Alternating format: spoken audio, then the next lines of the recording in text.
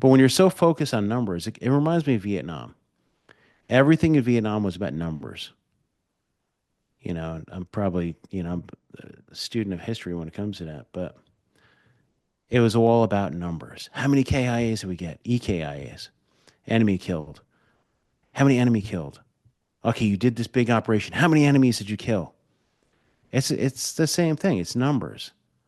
Do we want numbers or do we want real criminals? Because there's plenty of real criminals out there that could be deported.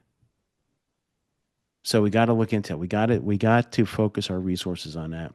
And if you're going to pull all these different investigative agencies out there, make them do investigations to find these people. Scour the sex crime databases or anything in these different states. I'm sure they're doing it, but find the bad people. In order to find, but that's the other thing about you mentioned in the beginning. You can go down to a store and you could find a million people that you can remove. The problem is when you do mass deportation and you start pulling bodies off the street, a lot of times you can get information from people who are present without admission or parole, people who are here illegally. But if you're telling everybody you're going to deport everybody here that's illegally, nobody's going to come forward with any information about these bad people.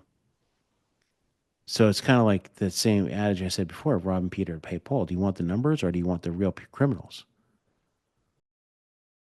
Battle Line Podcast. Ian Scotto here. Chris Peranto is currently, I think, in Omaha, Nebraska, doing a speaking engagement, but you do not want to go anywhere. Longtime friend of the show, author of Pivot, host of the Protectors Podcast, Jason Piccolo is with us, and he is always a wealth of information every time he comes on. The reason I love this guy, no BS, is the fact that he's always going to give it to you straight. He's not someone who's going to speak on behalf of any special interest group or anything like that, or give you the government line on things. No, he's always going to give you his honest, unfiltered take on things. And I shouldn't even just say it's not just opinion. He's a guy who's lived it. He's a guy who's a long government career, working in many different agencies, and can tell you the pros and cons of what's going on right now. So you do not want to miss this. If you want to hear like the real take of what's going on with immigration, human trafficking, do not go anywhere. Before we get to Jason, though, I want to talk about Bubs Naturals because they are just the best supplements out there. I love their stuff. Post-workout, you could get their collagen protein, single-sourced, grass-fed cow hides. This is an essential supplement to take because you're not getting collagen in your diet. And it helps your hair, your skin, your nails. And also hydrate or die. I love after a good run, and I can tell you where I am. It's getting warmer out there, so I could do more outdoor runs, no excuses, and then I could come home and reward myself with a nice glass of hydrate or die. And unlike other hydration supplements out there, or unlike all these drinks you can get on the store shelves, it is absolutely not loaded with sugar. It is just great stuff that you need to get to replenish yourself. It's got electrolytes, so check them out, bubsnaturals.com. Use the promo code BATTLELINE and you'll get 20% off your order. As a first-time customer, not only is your body going to thank you, but you're also helping out the Glenn Doherty Memorial Foundation in the process, who does great work for veterans. Check them out, bubsnaturals.com. Promo code BATTLELINE for 20% off your first order. With that, let's get over to my good friend, Dr. Jason Piccolo.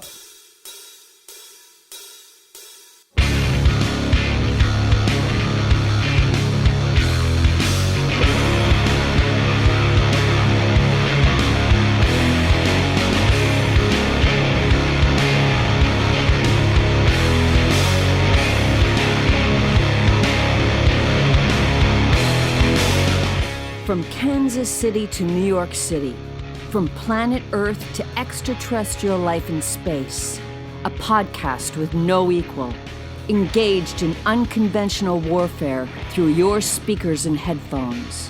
This is a show about embracing the suck, conquering your demons, and finding God in the face of adversity. Chris Tonto Peranto. Switch is on.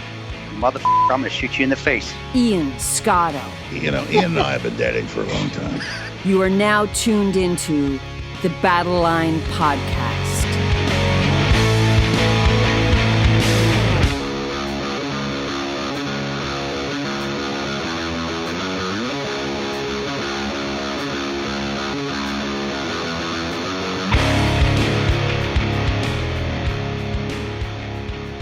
The switch is on, Battle Line Podcast, and actually I'm going to peel back the, whatever they say, the third curtain before I even introduce you here, because I just said that on the Zoom I had to do hit record to the computer, which should be very easy to do, but not only just, I don't know if you've had this, so if you record to the cloud, it does that thing where it'll show me as I'm talking, and it'll show you as you're talking, Yeah. but it doesn't do that if I do record to computer. So last episode I did that, and it kind of screwed up what I wanted the video to look like.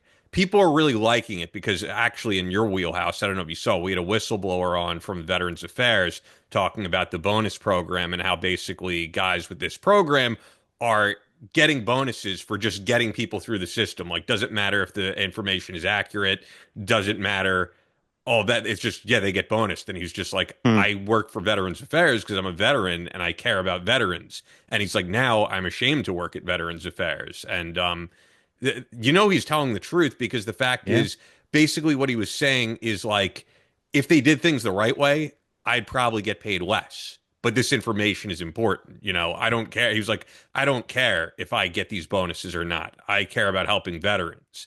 And so anyway, the reason I mentioned that is, yeah, I was like, I need to make sure I hit record to the computer, because after that happened, you've probably had this. I said that to Chris. I go, oh crap, I should have hit record to computer. He goes, don't tell me we just lost all of that, because Oh, it's yeah. probably happened to you before. And I'm like, no, you didn't lose all of it, but just a look is good. Now, most of the Battle Line audience listens. We get way bigger numbers on the listening platforms, but for the people who watch on YouTube, it wasn't as good of a viewership experience. And Harold is such a good video editor, and he didn't edit the last video you were on. So I was like, okay, it sucks that we don't have this, but now we do. Back on the show, longtime friend of the show, Jason Piccolo, who was on not that long ago. He was on for episode 274. We're now on episode 283, coming very close to episode 300. For those who don't know, Jason is a former border agent, Army veteran, longtime friend of the show, and author, of course, of this book, Pivot from Military Service to Public Purpose, and the host of the Protectors podcast. And you regularly see him all over TV and in his articles. And you've been doing more TV lately, from what I've seen. There was a little bit of a lull, and now you're doing some more stuff, right? Yeah, I've been doing a ton of court TV. I think I'm like 135 episodes of court TV. Lately, it's all about guns. I love talking guns. So whenever there's a case that involves guns, they bring me in. Like this ASAP Rocky case, obviously the Alec Baldwin case. I've been a firearms instructor for years, and then I was a Fed firearms instructor contractor for a while. But yeah, I it's just funny talking about that. I did the quickest hit I've ever done, which kind of drove me nuts because and we'll talk about this right off the bat, was, and then we'll get into these other topics. So News Nation, no, not News Nation, Newsmax hits me up, and they're like, "Hey, can you come on and talk about the cartel and what happens if we go to war with the cartel?" I was like, sure. I came up with some bullet points, because usually back in the day when I used to do more mainstream media, I would send in like the bullet points, because that's what you always do when you're not going to be in a gotcha guest, when they want to actually interview you. Yeah. So I sent in my bullet points. I said, "Yep, here's a reality. The cartel is here. They've been here. They're not just these guys you see in the movie Sicario who run around with tattoos and taking over apartment buildings. No, the cartel has been here for decades. Remember, the cocaine industry really brought the cartel to the forefront.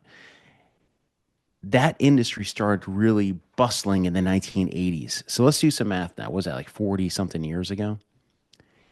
40 years worth of cartel. And you think they're all still based in Mexico and South? No, no, no, no. They have got their hooks everywhere in the United States. Like, we're talking about the infrastructure of the cartel, because it takes a lot to move a body and product from point A to point B to point C to point D. Let's take a load of drugs. Comes across the border. Obviously, we're not going to go the whole production, blah, blah, blah. Comes across the border, makes it to one point, which could be, let's say, San Diego or LA. We're just going to use that. And from there, it gets broken down into smaller parcels and then distributed throughout the country into smaller and smaller and smaller until it gets to the street. That's a big network, man. And that's a lot of moving parts. That's a lot of people that have their hands into this. So it's not just some gangbanger and it's not just some mope drivers. It's not just some recruits. There is an integrated network of people. So I had this big plan when I went on to Newsmax. But look, they're here. We can't just talk about doing direct action down in, you know, to target them south of the border. No, we have to look at the integrated networks here. We need to look at counter threat finance. We need to look at the money networks here. We need to build out the money network to figure out who is moving what money to who and who is involved. And you're like, oh, yeah, the agency and all that already knows all this stuff already. But do they? Because we're going to get into this topic here in a minute. Is do they know what is going on? And I can tell you right now, no. You cannot identify every single money remitter or money network or financial infrastructure of the cartel in the United States. You can't. You don't. If everybody in the world cooperated all together with law enforcement and you had a ton of sources of information, yeah. But what is going on right now? What do you see every agency in the book working right now? That's a question for you, Ian. For me, Yeah, I would just say immigration, right? numbers, right? They're just Numbers. trying to change, they're trying to lessen border crossings and they're trying to up deportations. So you've taken so me when I retired, I was an 1811 criminal investigator, GS series, general schedule. That was my job series. If you look online, if you look at all the major news network, I mean, if there really isn't any major news networks anymore, but if you look at everything that's being put out right now, you're seeing everybody working immigration right now. Everybody, the borders are is like, we're gonna do this and we're gonna remove millions of bodies, right? We're gonna remove that those bodies are our only problem we have going on right now. Because we're gonna get into that in a minute too. So you're pulling all these criminal investigators, trained criminal investigators, ones with experience working financial crimes, ones with experience working child exploitation cases, ones working every case you can imagine in the United States, including going after the cartel money, including identifying the cartel members in the United States. And then you're going to have them working immigration. Everybody is working immigration right now. When you look at that slides, when you look at the news, look at the placards on all of their vests. FBI, IRS, DEA, and oh yeah, it's funny. It's funny because I hear everybody joking about it. Oh yeah, they're going to move the FBI and they're going to move IRS and make them go get aliens. You know who tracks money? IRS. You can hate the IRS as much as you want. I've worked with IRS special agents in the past. IRS special agents get attached to organized crime drug enforcement task forces, the JTTFs, to everybody and their brother in order to track the money. They track the money through taxes, through banks, through everything. IRS special agents. And yeah, it's going to piss some people off because they're like, yeah, you know what? Send the DEA, send the FBI, send them all to go get these bodies and move them out. But if you really want to wage a valid war on the cartel, you need every available resource. You need to track the money. You could track product all day long at the street level. Yeah, it's easy to find some guys doing, hand to hands and all that stuff, and then try to work up the network that way. But you're only going to get to a certain point. You need to track the money. You need the resources to do it, and you need them all combined right now to do it, not tracking bodies. Listen, it would be great to get rid of all the bad actors in a country. Everybody that has a criminal record or a valid reason to be deported. It's great, yeah, but don't make that your own priority if you're going to have 10 different priorities on top of that, including designating the cartel as a foreign terrorist organization. Yeah, and Because and I also feel like just getting the numbers right would be really easy because truthfully, right? Like look where I live, right? I'm on Long Island. There's a grocery store right here that I know everyone working there is here illegally. Are those the people that we need to go after first and foremost? Not really. I mean, look, I get people's point who are going to say probably in the comments or whatever, they're here illegally, they're not supposed to be here. Totally get that. I'm not ignoring that. But are those really the people bringing like drugs and human trafficking? No, they're just trying to make a living. But and that's the If those thing. people get So, deported, it happens. They broke the law. I'm not crying about it, but those should not be the like target of who we're going after. And it would be very easy to just go after those businesses and I mean, hopefully business owners just to meet numbers, right? Rather than going after the worst of the worst, but as they what do we say. want? Do we want numbers or do we want the worst of the worst? In order to get the worst of Of the worst, you course. have to actually do investigations. You actually have to find the real targets. Listen, I worked for enforcement and removal operations. I was a fugitive operations supervisor back in the day. And we had some guys, all they do is they run through a parking lot, they pull a whole bunch of license plates, and they would figure out, hey, you know what? That license plate, the registered owner comes back to so and he was popped for a DUI. So that makes him a criminal. So next thing you know, we have 3 or 4 bodies looking for one guy who's got a DUI or multiple DUIs. I'm not saying that's my guys did, but in these operations now, you have a million different people looking for one guy or girl who may have had 3 or 4 DUIs. When we really want is we want the guys who are guys or girls who are bona fide criminals because there are plenty of them out there that are removable, plenty. But yeah, it takes legwork. It takes hard work to get them. It takes sources. Nobody's using sources to go out there and find out anybody what's going on. There's this big mess about the numbers. You have to have the numbers.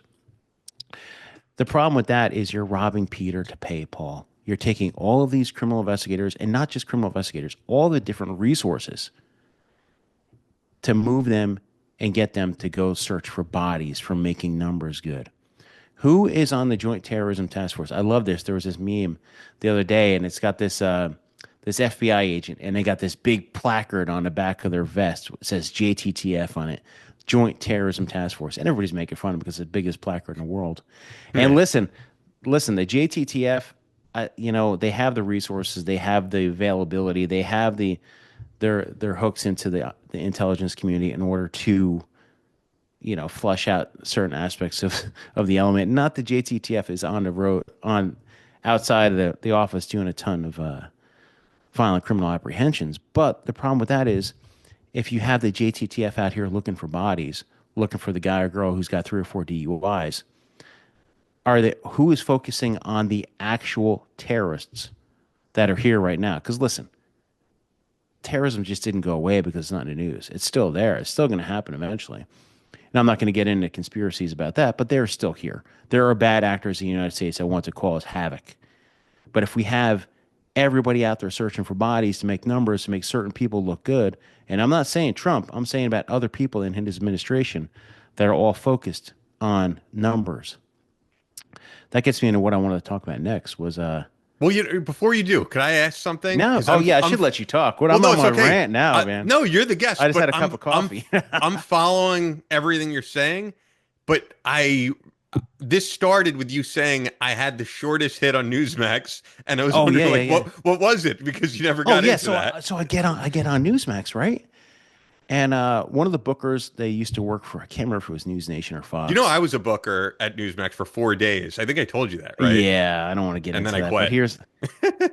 so I get over there and I'm like, you know what? I usually, I'm trying to stay away from the media because I really like my core TV and stuff.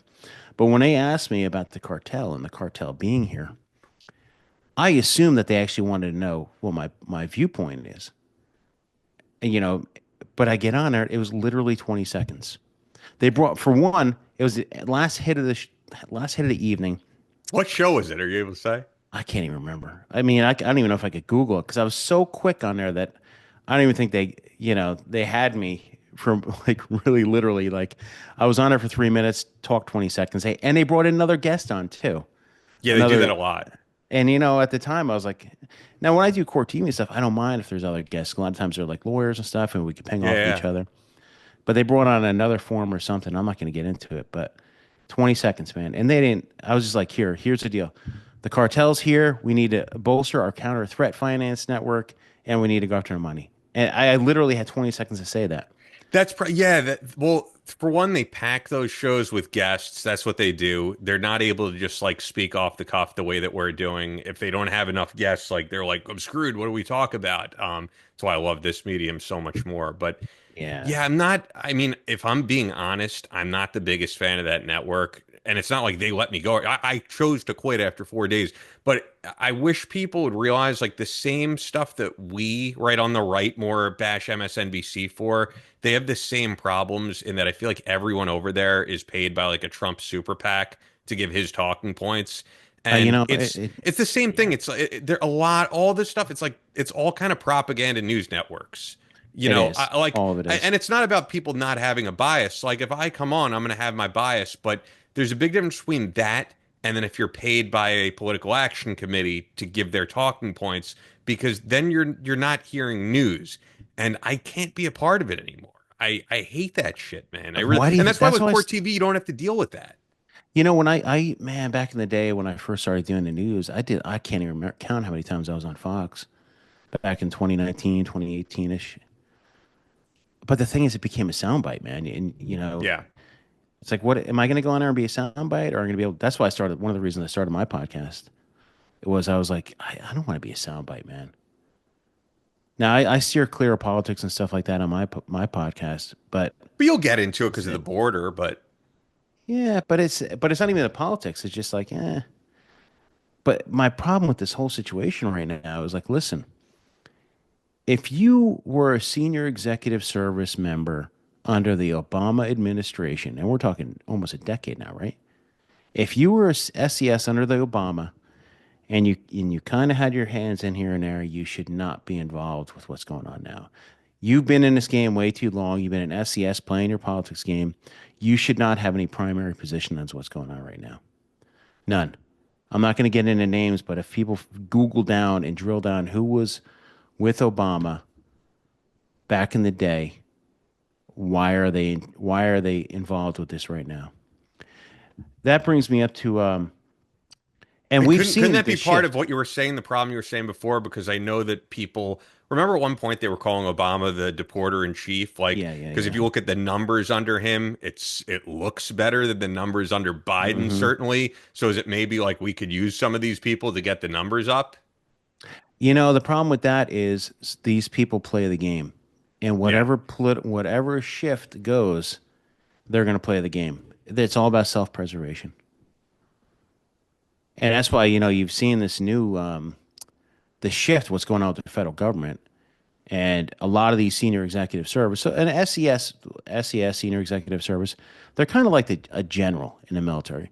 So it's kind of like at the whim of the service. So SESs have been getting shifted around.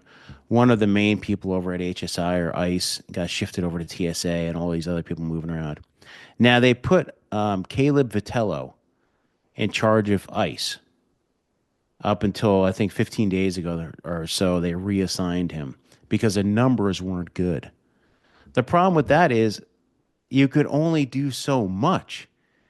And don't make this guy out to be the fall guy. He's got the background. He was a few job supervisor or unit chief. He did the things here and there. He knows the people. He was from what I understand, he was well liked by the people.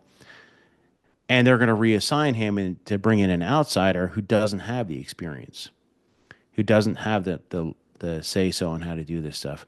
My problem with that is, you're passing the buck. You're passing a buck. You're going to bring in someone new. The numbers aren't going to go up, or they're going to shift up a little bit more. You're really, the numbers are great. I was telling people, I'm like, look, here's what's going to happen. The numbers are going to be high at one point, and border apprehensions are going to be low or whatever. And then next thing you know, we're going to build the wall. So that's the next phase. So, there's this, it all kind of integrates together. Now we have the military. It all depends on what the political atmosphere looks like. It all depends on what the media optics are. None of this should be dog and pony show. It should be real bona fide. We're going to go out there. We're going to get bad people. We're going to remove bad people. Because you have a DHS head. You have all the other different heads. I just think it's way too much bureaucracy right now. I mean, we're trying to lean out the government. I think we need to lean out some of this leadership. I don't think we really need to have 10 different heads of agencies. And I think what's going on That's the now, point Chris made on a recent episode where we had Jason Lyons on, who, still works for government as you do. And Or at least the point Jason was making, and a lot of people hated him for it, but it's like people forget, like, Jason worked in the CIA, Jason's a Marine, Jason's not a bureaucrat, and he was saying how it's a lot of like lower level position people that they're getting rid of, and it's not the people that Chris was saying should be targeted that are making, $500,000 a year to have some fancy title, and those are the people that we need to go after. That's the thing, man. I mean, just like I said, HSI was moving around people, or ICE was moving around people to different agencies. You know what? Get rid of the bureaucracy. Get rid of. We had. It's like the government. Like, how many generals do we have? I don't know exactly, but that was something that someone brought up the other day. We have like 50 million generals. We have 50 million senior executive service people out there. We don't need them. You know what? Merge some of these agencies. DEA, merge me with the FBI. I don't know what you have to do, but just merge these agencies. You don't need five different agencies that have kind of the same investigative prowess. What comes with bureaucracy is communication as well. You have so many different agencies. You're going to have so many different methods of so many different databases, so many different communications, so many people trying to get their budget so they're not sharing information. It's just a big mess. You have to streamline these agencies, and we're not just talking cutting massive bodies here and there. You do need to trim the fat, but you need to get rid of a lot of this bureaucracy. And when that comes, is you need to get rid of a lot of these SES members. You know, I know what they did with the FBI here in DC was they moved a lot of the headquarters people out to the field. ICE headquarters here. Take a look over there. Do we need all these bodies? You literally have people, their job is to cut paragraphs down from 3 paragraphs to one. I mean, seriously, that's their job. Maybe it's time to like really look deep. And you know what the other thing is? Retire. How many of these people, man, when you walk the halls of the federal government, you see some people that are like, wow, It's like 80, Congress. yeah, Congress. Hey, we can get a term limits all day long. 10 years, Yeah. boom, you're out. But that's the thing is like, you have to trim the fat. You have to. If people are eligible to retire, it does not make sense for them to stay in the government for decades later. You're not, it's at the, I'm retired. Your retirement pay is not too much crazy off from your base pay when you're in, and you can only elevate that a little bit more. These people are like retired in place. If you really want to streamline these processes and you really want to go in there and fix the government, don't get rid of the right people. Yeah. They've gotten rid of so many of the right people. I mean, and that's the thing is like nobody in the audience is going to be happy. Some people are going to be like, yeah, they get rid of all of them. We don't need a federal government. And then some people are like, you know what? Maybe we do. Hey guys, hope you're enjoying this episode with Jason Piccolo. Before we continue, I gotta tell you, Photonis is doing some new things. They're actually expanding U.S. manufacturing. They've made some big announcements about this over at Photonis Defense on Instagram. So follow at Photonis Defense on Instagram to learn more about that. But I also reached out to Sean Kirk and Phil Otto from the company, good friends of the show we've had on multiple times. And we're going to have them back on soon to talk about what Photonis is doing, because night vision is so important, not just to our military, but to enthusiasts as well. And it's really important that we have some great made in America night vision out there.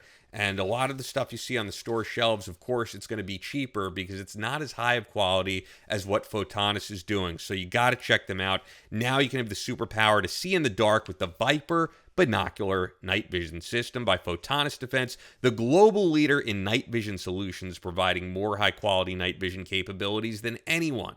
Military, law enforcement, and public safety end users utilize Photonis Defense solutions to give them the edge at night in tactical situations and rescue operations.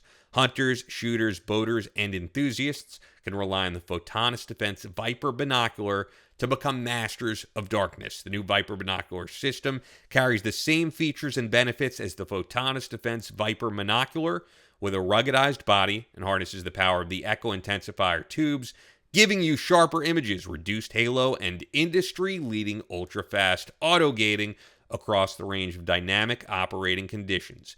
Visit photonisdefense.com for more information or look for Photonis Defense product options from your night vision dealer. That's PHOTONIS defense.com, photonisdefense.com.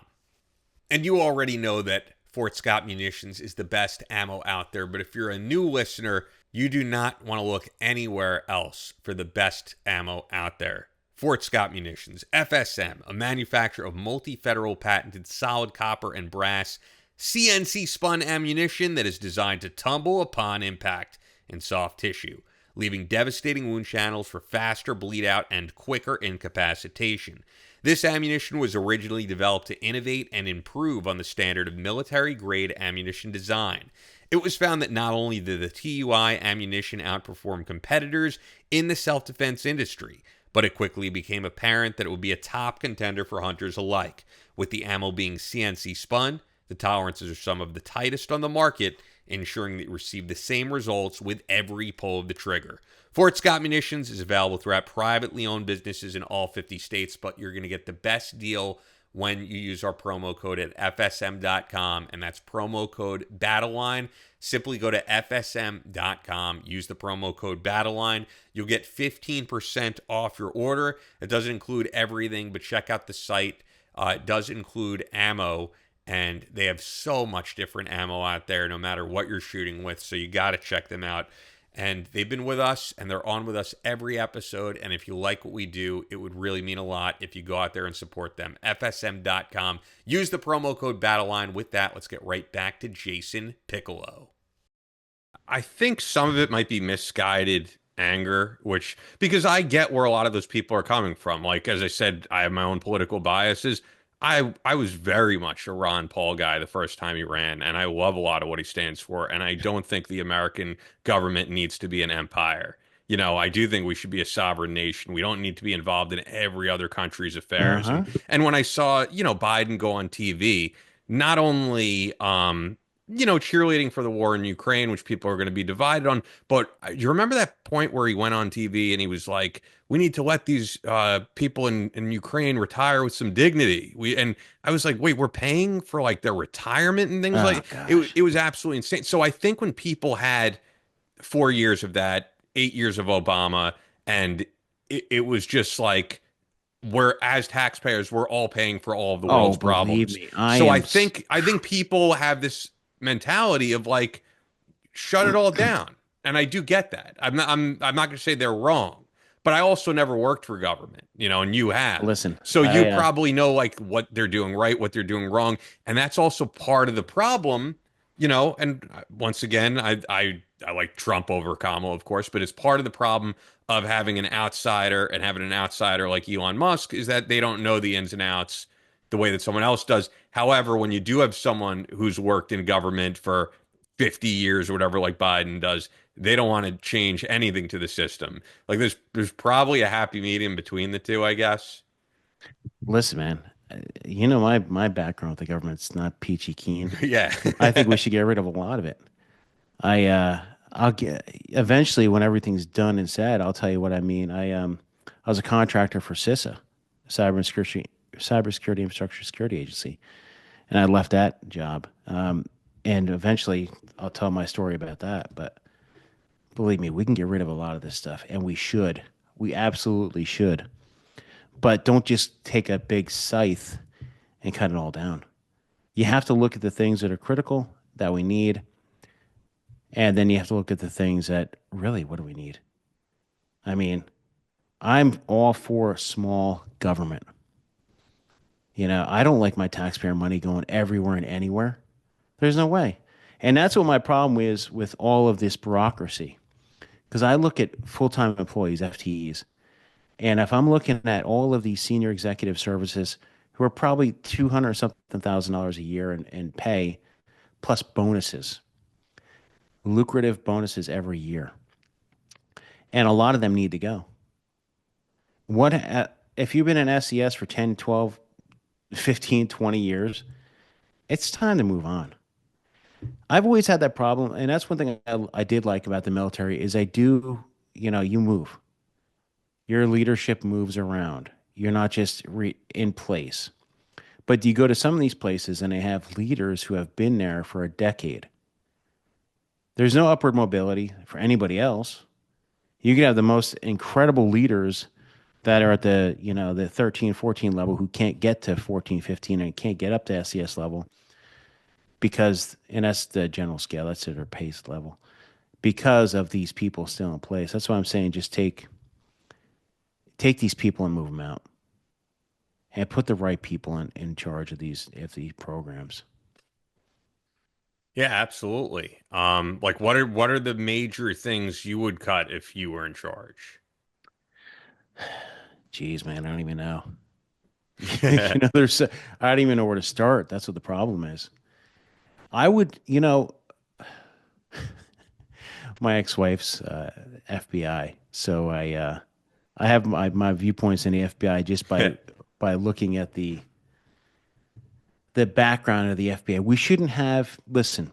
FBI is violent crime task force people everywhere. It's cool. It's sexy. You jump on it. You have to draw your gun. You have to go after bad guys. Get to do street busts. Do we need federal agents out there doing that type of stuff? Making $136,000, $140,000 a year, not including their take home cars and all that, working with state and locals. Are they really going to do what their charter is? So what I'm saying is you have an FBI agent and they're assigned to a violent crime task force or a drug task force or something. Are they really going after the drug trafficking organizations, DTOs, by going after street level crimes? I mean, yeah, the charter is yeah, we're gonna bust this guy, and then we're gonna move up the chain of command. We're gonna flip them all. But do we really need all these agents out there doing that? Do we need a lot of these different resources? That's what I mean about trim the fat. You need to have people doing investigations and what their specialties are. FBI's great at terrorism investigations, from what I understand. Why not make them kind of like the MI5 of the U.S., you know? Do we really need 17 different office of inspector generals? Every agency has them, from Department of Education to Health and Human Services to everybody else. Can we have an integrated one who could do investigations? Do we have like a certain aspects that do it admin investigations? Do we need all of these different pieces of the government? We need to streamline it. We need to get rid of this overlap. And some maybe we don't need all these different agencies. Do we need? I'm not going to get into the ATF because it's like, listen, the ATF has special agents. Some of their, a lot of their things is they can go on the street and work the street level guns, and they can move that up to something else. But yeah, do we By really the need way, all these? speaking of which, when you mentioned the ATF, under this administration, we've changed a lot of things, like changing the Gulf of Mexico to the Gulf of America. How about changing the name of the ATF, right? Alcohol, tobacco, firearms. Is it really relevant? I know. Well, they do a lot. They do so much regulation, and But that's the alcohol thing. and tobacco, I why? know. Tax stamps, taxes. Because remember, I think what was ATF part of Treasury? Yeah, I don't remember. But the problem is, yeah, we have a lot of overlap with state agencies as well. So I mean, you got to really look at this as a big picture. Yeah, absolutely, man. So you're pointing out a lot of the stuff, of course, that you're critical of, which understandably, and you're inside, so you know all that needs to be done. I mean, on the positive end, I think a lot of people are going to say we actually have a border that's being enforced right now. People Yeah, are being absolutely. deported. I mean, in a lot of ways, isn't this a breath of fresh air from the past 4 years? I wrote an article. I said on day one we need to go and find these 350,000 lost children. So when you're talking about a fresh air, it's not just 350,000. There's been a million plus. And what I'm talking about is like, something near and dear to me. What I blew the whistle on Obama was Yeah. the unaccompanied children coming across and get released out of the criminals. And they're saying that like the big number is 300 something thousand. I think there's more that are lost. And I had a friend with HSI reach out to me and said, "Yeah, we're finally going to go check on the kids." I mean, how long? This is March. March 12th. We should have been checking on the kids day one. That's when it, and a lot of that purview falls under Health and Human Services, which is Kennedy. So we need the kids should have been one of the focuses right away. So when you're saying it's a fresh of breath air, yeah, I love what's going on. Breath of fresh air. You said fresh of breath air. I know you got me thinking now. I'm like trying to my dyslexia, but Do you have dyslexia or? no, but I Oh, do once in a while when I okay. get ahead of myself. I like when I'm typing, I do it. So my problem is like, yeah, the border. Nobody's going to cross the border. What's the sense? There's no relief of coming across the border. Yeah. We need to look at the other aspects of it too. The companies, who's pulling these people across, who's recruiting these people. We need to do the PR campaign down south. But when I get back to and that's just the big picture of why these people are coming up here. But when I comes down to these unaccompanied children, is that we really need to remand them back into a safe haven, and get them back to their home of origin. If they don't have any person here that is the part of their familial member or any real need to be here, we need to get them into the immigration process, which they all or should be. They should have all been issued a notice to appear and have them expedited through the immigration process in order to get them to wherever they need to be, whether And it's a special immigrant visa or that means they be removed back to their country. Because well, like I said, right you've been now, ringing the alarm about this forever. So for a the decade, last brother, a yeah, fucking so decade. I know. So the last time we had you on, as I said, was episode 274. And if I remember correctly, it was like I think it was right before the administration started. And I Hmm. remember I asked you, like, are you in the ear of the administration about this? And No, so they I'm don't I'm want anything wondering to the do with same me. thing. Is there anyone in the administration who's making this a priority? I don't know, brother. Nobody in this administration wants anything to do with me. I think it's because I'm pretty outspoken about how I feel about things and Sure. people.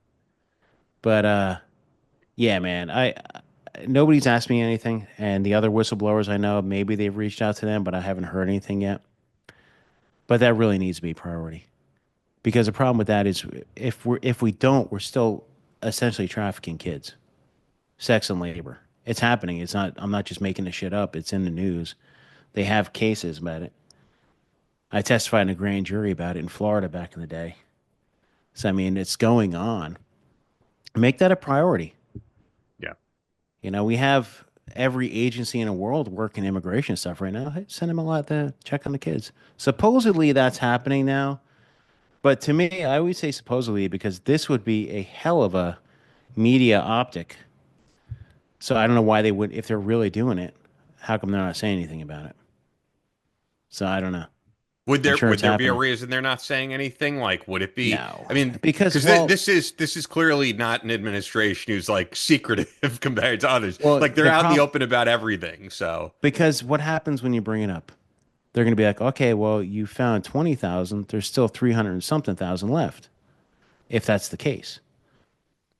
and also when you talk about the topic of sex trafficking, I am sure you have seen the debacle of how Pam Bondi is handling the Epstein case, handing out these binders of nothing to a bunch Mm-hmm. of influencers. Influencers. Ugh, man, we can get in influencers all day long. I think we see that. You guys have had your own issues with the influencers because, everybody wants to be that soundbite. They want to have the million followers, and if they all come out with the same binder, that it was like a nothing burger. And I hate Yeah, the it word really nothing burger. was. It really How was. did they not know that that was going to blow up in their face? I don't know, man. You know, it, it boggles my mind sometimes. It You know what does. else kind of does too for me is the fact that like that's the hot topic when it comes to human trafficking and all the Mm. stuff that you're talking about. It's like out of sight, out of mind, and I think it just has to do with the culture we live in. People want blood and they want a binder or a document with all Mm-hmm. these Hollywood Mm-hmm. celebrities. And so do they really care about human trafficking or do they care about owning celebrities on No, X? do people really care about human trafficking? Believe me, I've been talking about it for a decade now about the reality of the human trafficking and about the victims. It's not just international, it's domestic human trafficking. I've always said that if you were going to create one more bureaucracy You should create like a national, a human trafficking agency. That's all they do. All they do is human trafficking. I mean, but the problem with that is there's no money involved with it. Yeah. You can't seize large amounts of money. You can't. There's not a product. It's hard um, to prove it. But I also say we have all these joint terrorism task forces. What do they typically investigate? Terrorists. Terrorists are very hard to identify and really hard to get bona fide proof on what they're doing. They have incredible amounts of databases. So why don't we take these JTTFs and rebrand them into trafficking? Or have that as part of their charter, because it's all moving bodies. And when you're working with terrorists, it's moving threat actors from point A to point B as well. I don't know. Yeah. I'm just trying to think outside the box. No, you make a good point, and like I said, you've been ringing the alarm about it. You've written books about it. Your last book has nothing to do with that or anything that we're speaking of right now. Your last book, Pivot, is more about entering into the job market as a veteran. We spoke about it at length the last episode you were on, but I was wondering, is there anything new happening? Any talks you're giving about the book? Any good feedback you're getting from people leaving the military and entering the workforce? Yeah, I've been going around to different colleges and talking to their military departments, a lot of the veteran military departments and stuff like that. I've been to a few different colleges with that. It's getting good. It's a solid manual. It's getting some good reviews. I make 6 cents if anybody buys it on Amazon, because the Amazon, I think I have it priced at like 10.50, and I think Amazon charges me with everything comes out to like, my profit is like 6 cents or some crazy amount. I didn't write it to make money. I just wanted Yeah. a manual for people to get jobs. Well, And veterans and normal people could use it too, because I get into all the interview techniques and everything else. yeah, it makes sense to have. I think that there was a demand for it. I think there's a lot of people who are leaving the military and feel lost, and they're gonna feel a little bit less lost when they pick up a book like this. Um, yeah, I have nothing else that I was really wondering in terms of this, but I figured I'd ask, man, in terms of the court TV stuff. Have you guys? Because now we kind of know what happened, but with my other channel, I've been doing Ian Scotto Rocks, which has really been taking off. It's funny. I just happen to because I recorded stuff. I happen to be drinking from the mug here. I know it's shamelessly plugging here, but have you covered this cruise incident, right? With the Oh fiance of yeah. Tammy Down committing suicide. And from what I'm hearing, there was video, but we're not seeing the video of because it seemed like to a lot of people a domestic issue. I'm a huge Faster Pussycat fan, and then Mm-hmm. that made me wonder, did they have video footage of, because it was apparently like the balcony of their room on the ship where this happened, and they admitted they were, or he admitted they were fighting before, but so you had all these people speculating with no evidence Yeah. whatsoever, saying, oh, did he push her off? And Ricky Rackman, who's a friend of Tammy, also a great friend of Gary Brugman, who we've had on the show, another border agent. um but yeah, he came out and said, no, that's bullshit. This was a suicide.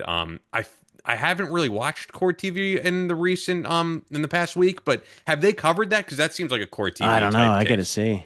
I haven't been Okay. looking at that because lately I've only been doing about the gun stuff, and once in a while I'll talk about different types of like cyber stuff and murder cases, stuff like that. But yeah, I love, and that's one thing I like about court TVs. They're not as dramatic. They don't try to like put the dramatic spin on it as much. And And also, plus, as like, I said, they're not bringing on, it's not a whole network of super PAC members. That's what hmm really bothers me more than anything. People are probably tired of me here talking about it on this show, but like I don't think people realize how big of an issue this is and why like dialogue in the country sucks. yeah. Well, it's the media, man. It's so tough. And I hate when people just get on there and they talk into echo chambers. That's the other thing about the media. Yeah. It's either super super left or super super right, and it's all Yep. about just spouting what your side wants to talk about. Well, in terms I of, want bona by the way, fide. you keep dramatically pausing and then I'm talking over you. I'm sorry. No, no, no. I'm so used to being the interviewer that I'm used to like just stopping and then All good, talk. all good. Now I want real solutions to this. I'm so tired of the same talking points. Numbers, numbers, numbers. I want to say, okay, we got rid of X gang. Like the whole Yeah. thing's gone. Or we got rid of like this guy who's like, raped three kids, this murderers, these people, deported people who convicted of war crimes because they're still out there. But when you're so focused on numbers, it reminds me of Vietnam. Everything in Vietnam was about numbers. I'm probably, I'm a student of history when it comes to that, but it was all about numbers. How many KIAs did we get? EKIAs. Enemy killed. How many enemy killed? Okay, you did this big operation. How many enemies did you kill? It's the same thing. It's numbers. Do we want numbers or do we want real criminals? Because there's plenty of real criminals out there that could be deported. So we got to look into it. We got to focus our resources on that. And if you're going to pull all these different investigative agencies out there, make them do investigations to find these people. Scour the sex crime databases or anything in these different states. I'm sure they're doing it, but find the bad people. In order to find, but that's the other thing about you mentioned in the beginning. You can go down to a store and you could find a million people that you can remove. The problem is when you do mass deportation and you start pulling bodies off the street, a lot of times you can get information from people who are present without admission or parole, people who are here illegally. But if you're telling everybody you're going to deport everybody here that's illegally, nobody's going to come forward with any information about these bad people. So it's kind of like the same adage I said before, robbing Peter to pay Paul. Do you want the numbers or do you want the real criminals? There's no incentive for people to come forward if they're going to get deported themselves. Why would they? But people who are listening to this are going to say, well, when you're saying real criminal, what defines a real criminal? A lot of people are going to say, if you're here illegally, you are a criminal. And Yeah, of you course you're a are, you're criminal. breaking the law. You, yeah, you're a real criminal. But what I'm talking about is the violent criminals who are going to Yeah. cause havoc on our streets. Because if you have 20,000 agents out there or so, I don't know how many agents are out there and officers going after people to remove them, and they're only what I should say is we shouldn't be focused on just the low hanging fruit. Sure. And a low hanging fruit is anybody who's here present without admission or parole, that they're here illegally. We should be also going after, or we should be focused on the real bona fide ones. Because if you're just running around chasing everything and anything, those other ones are getting embedded. Do you think that's what's happening though? Because at least from what I've seen on TV, like they are going after gang members, they are Yeah. going on Hmm. after Oh, yeah, sex they are. criminals. But Yeah. they are. Yeah. But the problem is that's where the number thing comes in.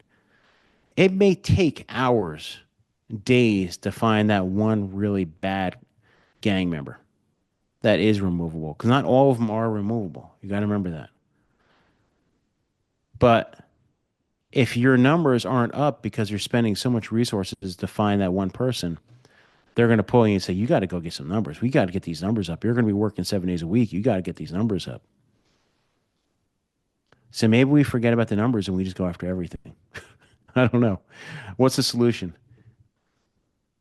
I think you have it. I think it's like the same thing I said or Chris said on the last episode with the guy from the VA, that it's like everything is quantity over quality, whether it's getting through people through the VA, as we spoke about last episode, or capturing people here illegally. Like there's a big difference between, once again, going after someone who came here illegally, who is just working at a minimum wage job or less than minimum wage, which I really blame the employers more for than the employees. Oh man, we can have a whole talk. We could have, that's the other thing Yeah. too, is like the push and pull, the economic push and pull. Who's going after these employers who have been making billions over the years?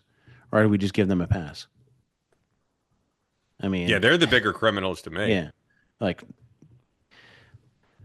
to me, the whole system's been broken. It's been broken forever. But I think now we actually have an actual mechanism to fix it for once.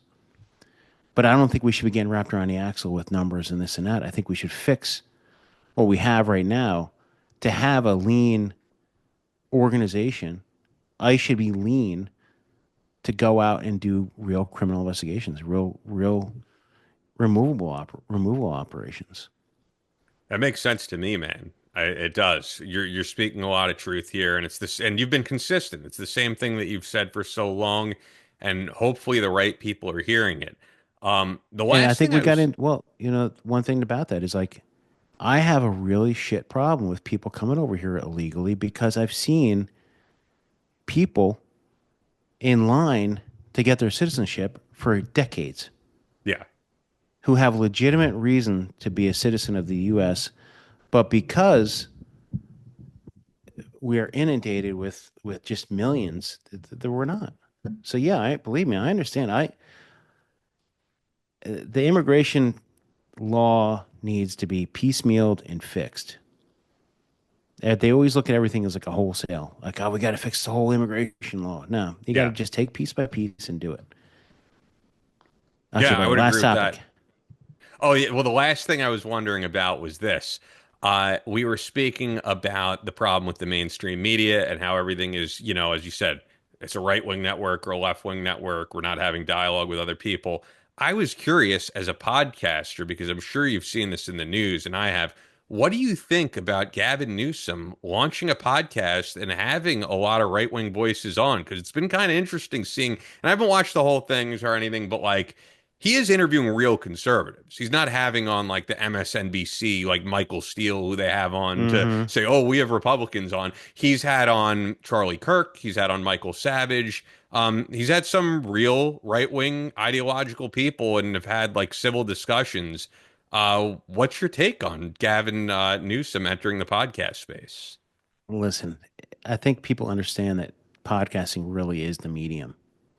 It's the only way you're going to get your voice. We just talked for almost an hour, 50 minutes.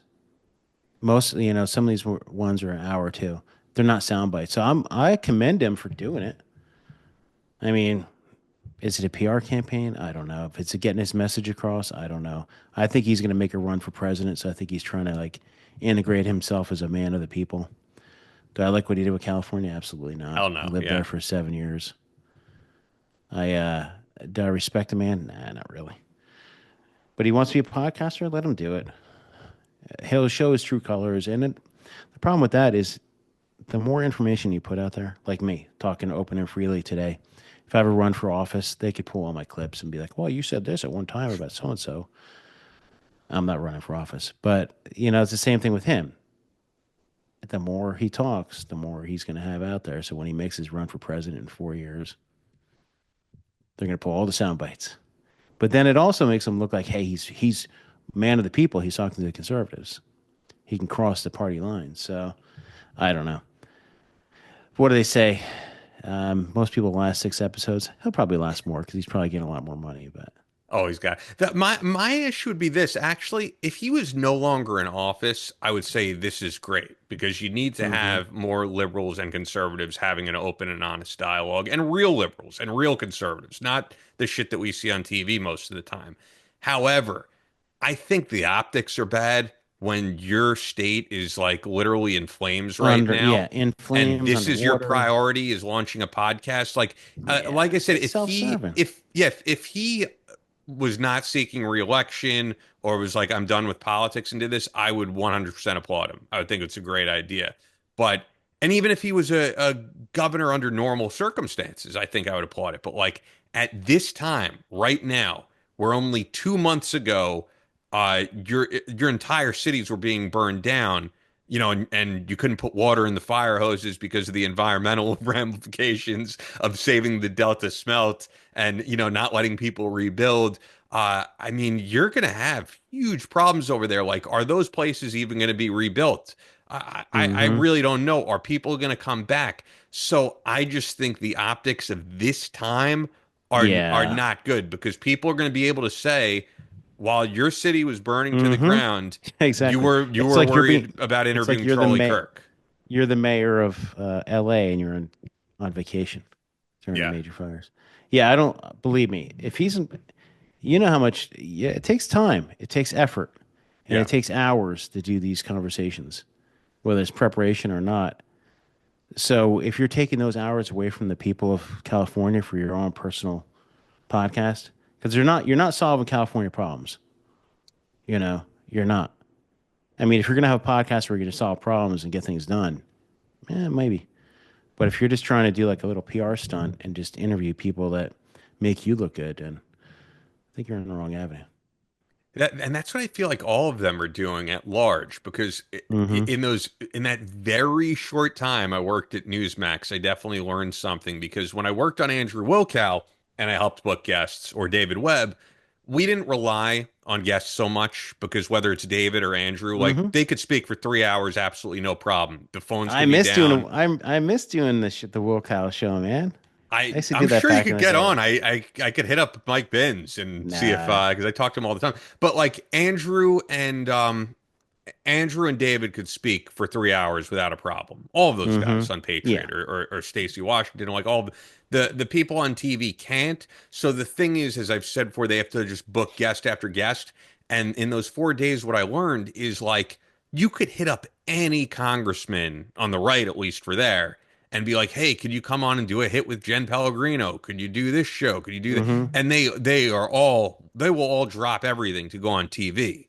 And it just makes you think, man, are these people working or are they just out on TV campaigning? Because I feel like, these bills that we see that get passed in the House, they are giant textbooks for Mm-hmm. every single bill. Who's Yep. reading it? The one thing I liked about Congressman Justin Amash a lot was when he used social media, he used it to say, I'm voting yes on this bill, and here's why. I'm voting no on this bill, and here's Yeah, I love why. that. He didn't spend all his time taking shots at everybody like they are all doing. And yeah, I just feel like is more time spent, and I already know the answer, is more time spent reading the bills or doing press on TV? Believe me. It is doing press. Yeah. It is doing. One thing I was as a reporter for a very very short stint, and going over and trying to watch these congressional hearings, and they just run out there for 5 minutes, do their soundbite, and leave. They don't care about the issues. It's all sound bites. And are they really using their time to read these bills? No, their staff is, and the staff's giving them the highlights. It's just this man. I'm And believe me, is that's there the other staff thing. even? Is there staff? Because I think Eh. that the special interest groups are saying Oh vote yeah, yeah. yes Uh huh. so you can keep your A rating. That's what I think happens. I think, and it's all of Term them, limits, whether brother. it's APAC or the NRA or like the Michael Bloomberg one that he had that was anti-gun. I think they're all in the office saying, you better vote this way or we're not going to help fund your reelection. Listen, as a voter and taxpayer, and like I don't like to talk about things I don't really know about, but man, term limits. And you go in there making $136,000 a year for 3 or 4 years, you don't come out with $12 million. There's it's just no term limits, and we got to have a cap on the spending.